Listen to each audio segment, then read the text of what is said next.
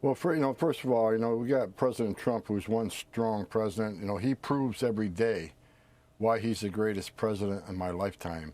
He's a strong president. He's keeping his foot on the gas. He's not letting up. And so be the men and women of ICE and the men and women of the Border Patrol. Today, Jason, we have the most secure border in the history of this nation right now because of President Trump's leadership and the men and women of the Border Patrol. But we also have the most secure border in history because of the work of ICE.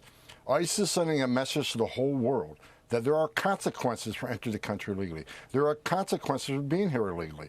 And there are consequences, especially for being here illegally and committing crimes. So ICE is focusing on public safety threats.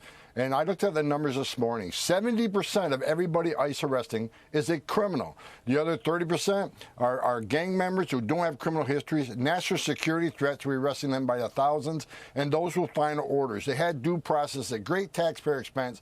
A federal judge ordered them removed. They become fugitives. We're looking for them, too. So how do we send that message? We send the message by looking at the numbers again this morning. We got a historic number of prosecutions for 111. That is impediment, assault, interference. So if they cross that line, you throw a stone, you're going to jail. You put hands on an ICE officer, you're going to jail. You make a threat, either online or in person, you're going to jail. And President Trump has made it clear to me over a month ago, zero tolerance.